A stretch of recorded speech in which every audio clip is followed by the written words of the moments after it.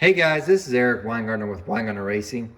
Today's video is a really simple thing, and I know a lot of you probably thought about this before, but it is what would happen if you take an as cast head, and I'll describe what this head is in a minute, and you smoothed it up with a 60 grit cartridge roll. Would it increase flow? Will it flow more air? So you're gonna get to find that out today. Now this is similar to one that I've done before in the past. You can go back a couple months and you'll see one where I did with an AFR 220 head, and I said, what happens if you smooth those CNC lines? Does it increase flow? You can go back and watch that video. I don't remember what the name of it was. Now, the difference between that one and this one is this head is not CNC ported. This is actually an as cast head. What head is this? This is a Brodix Dragon Slayer head for a small block Chevy. Now, it has a 225cc intake runner, 68cc chamber, 2-weight, 1/600 valves. It's as cast, but it does have a CNC bowl blend, as you could tell, and a CNC gasket match on this side. Let me show you on this head so you can kind of see it there. So it's gasket matched to roughly a 1206. Now, this head, to be honest with you, is the highest flowing as cast small block Chevy head you can purchase. So I don't know of any, and I've had many on my bench, any as cast head that flows more than this. The downside for this is this head, as of this video recording, assembled for a solid roller, runs about 1,900 bucks. I have ported more of this head than any other head you can imagine. This is by far the most popular one that I port. So more so even than the AFR stuff. Really popular head. I like this as an as cast head. But if you're buying it just as cast, the downside is typically, because I've flowed so many of them, and you're going to get to see flow numbers from this one, they flow between 290 and 300 CFM, somewhere in that range for peak. Exhaust comes in about 210 or so. That's stock, which if you compare to any other as cast head, and I've flowed many, it's still better. It also has a larger volume. There are some as cast heads that actually have a bigger volume than this, but don't flow more. This doesn't mean, though, being the price, though, it's 1,900 bucks. You can get an AFR 220 full CNC head for about 200 to 300 bucks more than this, and it flows roughly 10 CFM, 10 to 20 CFM better than this out of the box. Why do I use this head so much, though? Because I can port this head to flow more than the AFR heads typically do. There's some exceptions. So in other words, what I'm trying to say is, out of the box, it's not as good an AFR head, but when I port it, it beats even me porting the AFR heads. It makes the most power, not even just flow numbers, power as well. So there's some little caveats in there. So for instance, this is a 225cc runner head. If I need a head that's, say, smaller than that, I'm going to port an AFR head because that one's going to fit the target. Because Brodix, downside for this is an amazing head, but they don't have an amazing head that's smaller. They have an IK head and they're okay, but they're not to this level, if that makes any sense. Now I know some of you are already like, no, AFR is the best or whatever. I have flowed so many heads, I'm just sharing my experience. But anyway, the point of this video is, what if you at home, decided you're going to get out your cartridge roll and you're going to smooth this up? Well, will it gain any flow? Because a lot of people did it, especially when I was younger. I see how people do it all the time. The polishing part of port and polishing. But the real question is, did you actually even help it? Did you make it flow more at all? I mean, forget about the wet flow and all that. Did you make it actually flow more air? So the difference between like the AFR head that had the full CNC port job, when I smoothed that up, it had a uniform finish. If you get an as cast head, you could tell that because it's as cast, sometimes the surface finishes are different. For instance, as you can tell here, this one actually is a pretty smooth casting, as you can kind of tell. But you can see you've got some, boogers over here and some over there. And that just naturally happens from the casting process. So this is unlike the CNC head. Cleaning up these, you would think maybe might gain you more flow or something. We're going to find out. So that's what I'm going to do. So I'm going to flow it as it is, and then I'm going to go ahead and do the whole cartridge roll finish, 60 grit, the whole thing, and flow it again. Now you might be asking yourself, why are you even doing this? Well, the customer asked specifically for a 60 grit finish on these heads, so that's what I'm going to provide anyway. And I thought, hey, it makes a great video too. But since we're on the topic of this head, might as well go over what some features of this head and do an honest review. This is exactly how this head comes. Now, this is an out of the box one that you probably yourself, if you ordered, would get. Looks like this. I am a Brodix dealer, and I'd be happy to sell you this head if you want it. I do not have any in stock, and Brodix doesn't either. You're about a 3-month wait. Now, this head is different from the ones that I order to port myself. For instance, this is a head, it's got my logo on it, that I am going to be porting for a customer later on. And you could tell one major difference is I do not order them with the CNC bowl blend. So you could tell this has a CNC bowl blend. And several of you might be asking yourself, well, does this hurt flow or help flow? If you didn't, it would come looking like that. I can go ahead and tell you that if you don't do a CNC bowl blend, it flows worse. You might say, well, why did you order it that way? Because the way I shape my ports, having the aluminum here, I could shape it the way I want it, not what's already been gone and removed. So it looks a little bit different. You might say, is that saving you any money? No, it costs the same. Have done. But anyway, here's something. This head, for whatever reason, it didn't, and I'm doing honest reviews, the valve job's not very good. Let me show you what I mean. It's not that the valve's not sealing, so I shouldn't say it's not very good. It's that they needed to change their cutter. This right here, let me go to this one. Let me pick it up. I lapped in this one. This is the actual seat. This is what makes contact with the actual valve. It's, if you notice below it, these are the undercuts. You see this line that's going across here? This happens because their cutter's getting worn out or needs resharpened, and it's dragging material across, or it's not got a smooth finish on the blade that's actually cutting, and it leaves this. One, this may hurt flow, but it has nothing to do with its actual performance-wise. So what I mean by that is, it will still seal up 100% fine because the sealing surface is here, and it's fine on all of them. So if you look at it, they're still fine. The other one, not so much. This one, which I don't know if the camera could pick it up well, has evidence of chatter. So that can be a problem. So if you were lapping in, you're probably gonna get rid of the chatter marks. But if you notice, the other ones are fine. So it's like the cutter picked up something or wore out cutting these ones. And I will say this, I was looking at this head, and the reason why I said fix is because I already fixed this. This one, so I looked at all the head, and I got to here, I could see that this one, the valve job wasn't cut all the way deep at the same depth, and the valve job wasn't even in. So I actually had to redo the valve job on just this one. So if you think you can just buy bare heads and assemble them, the answer is sometimes, but not all the time. I mean, you look at this one I'm actually going to port, its valve job is actually perfect. So it doesn't have that issues. What I'm trying to say is, sometimes they're 100% great and sometimes they're not. You gotta remember, some guy is getting paid probably less than he thinks he needs to get paid to do this. No matter what job you're in, there's some guy that has that view. And you got some other guy that's doing it that thinks, I'm gonna do my best at everything. So it's a quality and pride in what they do. And sometimes, this also happens, people just make mistakes. So for all I know, that could have happened on this. Am I getting too worried? No, because it does seal up and it's gonna be fine. As far as performance-wise, it's gonna make no difference besides it just gives it an unpleasant appearance. Now, not having the valve job come all the way in this one would not have been good because it would not have sealed and would have had issues. So anyway, a little bit off on that. The head itself has a, let me move my flashlight. Roll back away. The head does have a D-port exhaust port, and I'll go ahead and tell you, the Dragon Slayer raises up their exhaust port more than other heads, so more than their IK heads, which really helps them with the exhaust flow. Love it about that. Just gonna have you tell you on that one. Okay, that's pretty much it. It looks like the video is already going longer than it should be. I'm gonna get the grinding on the, actually I'm gonna flow this, then I'm gonna get the grinding and share that results so you can see that.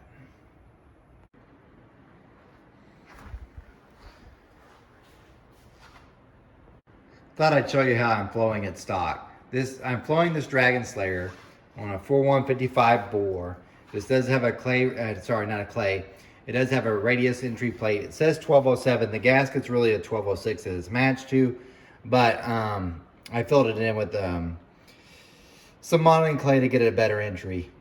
I did this because even though it's 1206, it's slightly larger in some areas. So my radius plate for a 1206 doesn't quite fit it. The 1207 is a little bit bigger. So then if you fill it in with modeling clay like I have, it's pretty close. This should keep the test results consistent because I'm gonna do the same thing in the back. I should also point out that this head is flowed with the Ferrea intake and exhaust valves, not Brodix. So the number is going to be a little bit different than what you see from Brodix anyway, because these ones are Ferrea 6000 series. It has a 33-degree back cut on the intake, no back cut on the exhaust. I also use a projected tip spark plug to flow with and no exhaust pipe. These are the stock numbers, and I was pretty close to about what they usually flow. You look at flows 294 at 6, which is about normal for what it does. However, the 400 number is really good at almost 250. That's probably because of the Ferrea valves. Had I used a Brodix, it'd probably be around 242. Exhaust came in about what I thought, about 215 or so. But anyway, 10 hours from now, hopefully, I can get done doing this head and I can reflow it and see if the 60 grit finish actually helps it with flow. Okay, here's the head all 60 gridded up, and I'm gonna flow it here in a second, but I thought I'd show you what it looks like all done. So this is the unlighted version versus the lighted version. You can see it's 60 grit. It doesn't still look so good when you're not in the proper light, but it's not bad. So what I did was, just in case you're wondering, did you just use a cartridge roll and do the whole thing? No, that would have taken far longer than what this did. What I did was I used a cross-cut burr and did the whole thing, the whole port, and this one as well, all the way through. And I kind of clean up some of the CNC lines there. That'd probably be what most of you would do too. And roughed up some of, or smoothed some of the edges. I didn't really change the shape or add size to it, just pretty much blending in the CNC lines and then, of course, smoothing up the casting. From that point, after the crosscut burr, I then use this pink stone, which is like a 20 grit. And then I use the 60 grit cartridge roll to do this. Several people have asked, where do you get your cartridge rolls from? Well, it's a variety of sources. It really depends. The ones I like the best actually come from Cylinder Head Abrasive. They're a blue one. I don't know the exact name for it, but ask her for the blue cartridge rolls. They are by far the most expensive, but I think they're like ceramic and they last longer. Those are my favorite. After that, you have an orange one that they sell, which isn't bad, and most people use that one. It comes from 3M. And then there's a standard one that everybody has that looks kind of like brown. And I get those from different places. So that's my favorite, but currently I'm using some Goodson ones just because I was in kind of a rush and ordered some from them. But I've got them from Cylinder Head Supply as well before. But by far my favorite are from Cylinder Head Supply, the blue ones that are ceramic. But like I say, they're significantly more expensive. For instance, I want to say they're like almost 85 to 90 cents a piece, which ends up being for a box of 50, that's $50. Compared to the other cheaper ones, which are like maybe 35 bucks. So it kind of makes a difference. But anyway, so 60 gridded it up, and this is what we have now. So I'm getting ready to flow it, and we'll see if it's any better or worse, because I imagine if you were to do this at home, this is what most people have done with their porting. And you really would like to know, if you spent all that time, if it's really worth anything as far as flow, and we are going to find out. Another note, these are the valves used. You won't get to see it because it's in the head. If you watched just the previous video, I tested a whole bunch of valves. Well, one of the valves I'm used for this, and I'm used the same one for both tests, so don't worry about that. This is a Ferrea valve, and it's got a 33-degree back cut. It's a 6000 series. There's no back cut on the end, on the exhaust. So, this is what's been used. This is not what would come from Brodix, just letting you know. Okay guys, I just got done flowing it. Before I share the numbers, I gotta say this shocked the shit out of me. I've been porting heads for a very long time, and I've never just buffed it up like this to see if it flowed more, besides with that CNC one. Which, by the way, I went back and looked. The title was, "Does Smoothing Up the CNC Lines Help Flow?" I went back and even watched that video. It lost 3 CFM. So I was expecting this to be about the same. Wrong. Look at this. Oh my gosh, I can't believe this, but yeah. So this is the intake here, this is the exhaust. This is stock. That's the 60 grit finish. Now, admittedly, this probably isn't so much that I just did the 60 grit. It's that I blended the CNC lines, which, by the way, they weren't that severe. So if you look at the beginning of the video, you can go back and watch it. These aren't like huge ridges that's left behind from the CNC bowl blender and anything like that.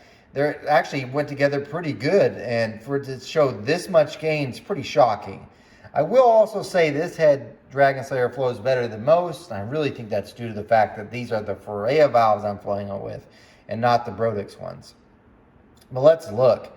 It gains only a 2 CFM at 200, but if you look at 400, it's down a little, not much. So it went from a 249.8 to a 248. So it lost one there, like, wow, I lost. Look at 5. It gains quite a bit, more than 10, 12 there, 15 at 6. I mean, that's solid. And then look, almost, we're getting up there. My math sucks, but around almost 20. Almost 30 there. That's 8. Yeah, almost 20, sorry. Another almost 20. Same there. I mean, it picked up considerably, especially in the higher lifts. And I know some of you can be like, no one has a 1-inch cam. This tells you how stable the port is flowing it up this high. Some people for sure run 600 lift cams, and that was a huge gain there. I mean, this is big number increase for the amount of work I did. Now, just to give you an idea, I did both heads, and it took about 9 hours to do. So, still a little bit of time investment for sure, but that's all it took. The exhaust side also, it was about like the intake. If you look at it, lost there, it's lost there, gained at 4, and then kept gaining. And pretty good amounts. So even there, it's almost 14 CFM. It's quite astonishing about how much it gained for the amount of work it's done. And the sad part is, even though I've been porting heads for all these years, no one's ever asked me to do this. And usually I'm like, I'm going to make them a certain size. It goes with the math. And that's what it is. So I never have done this. This is more like, I guess some people call it their stage 1 porting or whatever, but usually I don't see gains like this. I guess because I've never did just this work to see. And honestly, it's pretty astonishing. Very astonishing. As a matter of fact, here's how astonishing it is. So this is the Dragon Slayer 225 head. If you know anything about this head, what they've done is they took the Track 1 227 CNC head and they made a mold of it and made it an as cast head. Well, check this out. So this is the head we just finished. This is, right here, is the Track 1 227. Now, granted, I'm using the Ferrea valves, but look at this. This is the Dragon Slayer. It flowed 315 at 7. 312 from the CNC ported one at 7. Look at 6. 300 versus this one now because it's buffed up. 308. The exhaust is not as good, though, I will say that. And you went from a 192 at 4. This one's better here at 4 on the exhaust side for the Dragon Slayer. But look at the peak numbers, 229 compared to like 237. You could tell it's not as good there, but still the rest of it is. So to me, it's really, really, really shocking that it did this well for the amount of work that's involved. So I think from now on, in case you're wondering, because I do sell import heads, obviously, if you want to purchase a set of Dragon Slayers from me, I don't have any in stock. I order them per order. Hopefully at the end of the year, I'll have enough money saved up so I don't have to pay so much in taxes. I'm going to get some inventory built up so I can just pay, I guess, different type of tax, but you still got to pay tax. But I'm going to build up some inventory and order several sets, but I don't have any sets in stock. But you can order them, and this actually doesn't take very long, so it takes about 3 months to get a set of Dragon Slayers in. But if you want this done, I would charge you $300. It takes me about a day to do, but in case, I don't know that you'll get them in a day from the time I get the heads because I've got other stuff going on. But yeah, I'll do that. The only thing else I could say, if you want the exact numbers or close to what this one is, you need to order the Ferrea valves, and that does get a little pricey. It's about a $300 upgrade. Anyway, I want to show one more thing before I tell you how awesome it truly is.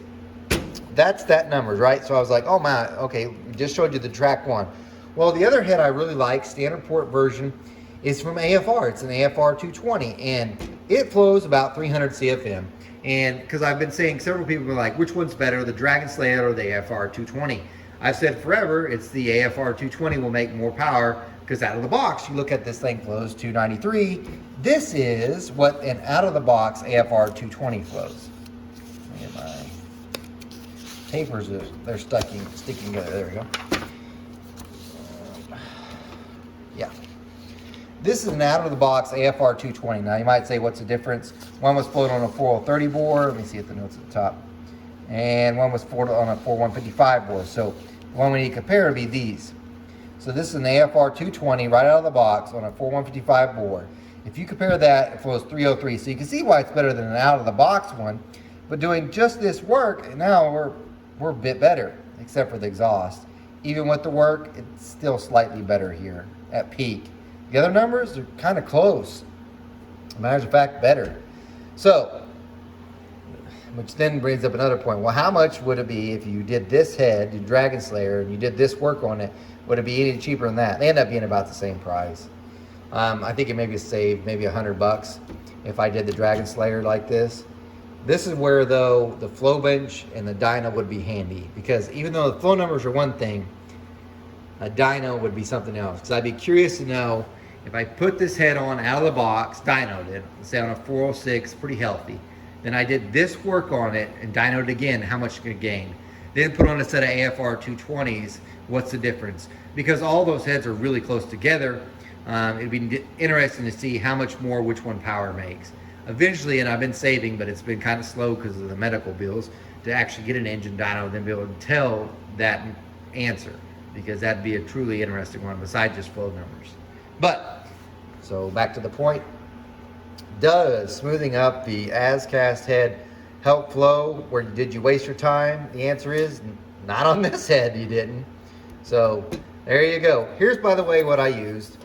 A little bit longer video, it's going to have to be. This is the crosscut. This is a 1/2 inch diameter crosscut burr.